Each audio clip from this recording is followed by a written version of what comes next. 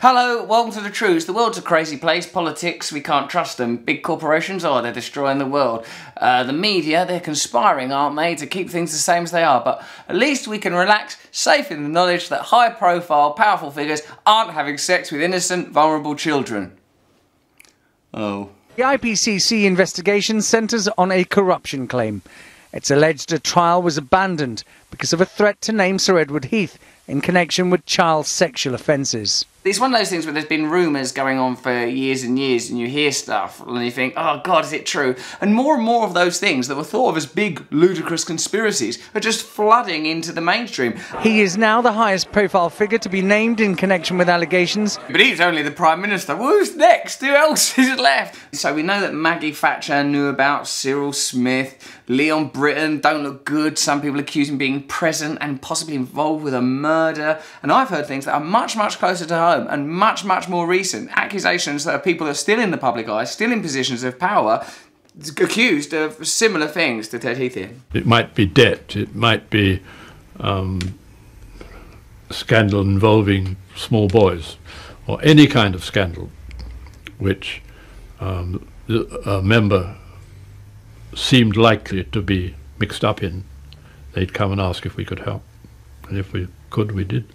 I suppose what's jarring but not yet fully expressed about this is what kind of system are we living under where morality is completely cast aside, where Ted Heath's chief whip just sees it as his duty to cover up scandals. Well, we know this already. Do you know why we're not doing anything? Why people aren't sort of marching on Downing Street with blazing torches? It's because we know, yeah, of course they do. We know that morality is eliminated. We know they'll go to war for dubious reasons, kill people in foreign countries, lie, do what they need to do, support media barons as they continue to profit from treachery and deceit and keep us bludgeoned. If anyone puts their head above the parapet who wants to stick up for ordinary people, Jeremy Corbyn, just annihilate. We recognise that's the world. We're sort of exhausted. The Home Office is to review an investigation it carried out last year into claims of sex abuse by politicians in the 1980s. But it's emerged that more than 100 official files had gone missing. Doesn't it make you think, what are all these files full of? Paedophiles is the obvious pun, but these things that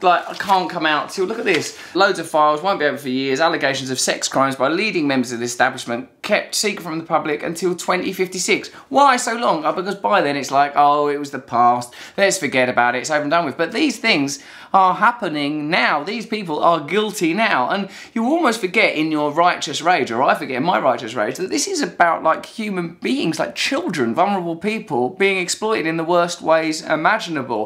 It's almost like the lurid, vivid embodiment of all the things we know about government. They're corrupt, they're disgusting, they're unreliable, they're deceitful, treacherous liars, and they do the worst things imaginable for the most disgusting motives. What's the natural and most extreme, or unnatural and most extreme conclusion of that, and the embodiment of it? Having sex with innocent, vulnerable children.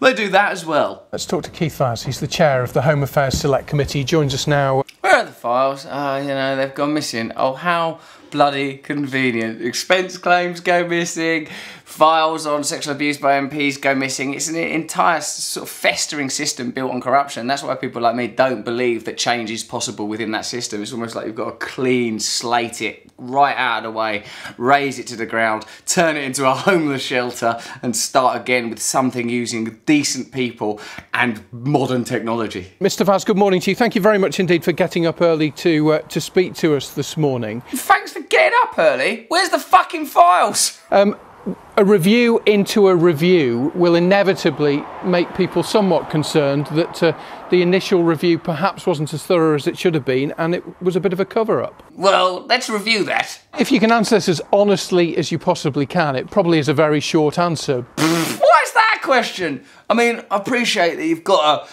completely lie, that this whole thing's a total facade, that we're, in a way, ourselves complicit in the cover-up and the support of these kind of systems, but can you just say something now that doesn't make people vomit all over their breakfast? Whatever you've heard over the years, rumblings around the Palace of Westminster, do you suspect that things may have been covered up in the past? Well, there's whispers about anything at Westminster.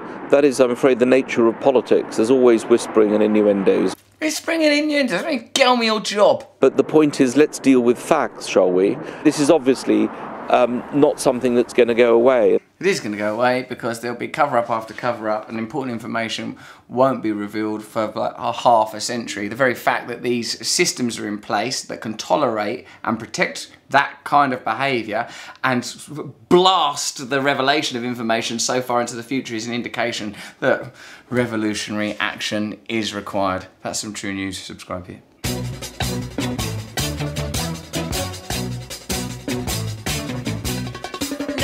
Is a tool that is abused to fool you and to leave you scared and confused. Trews is like the news. If the news was true, I want some Trews. Let's have some Trews.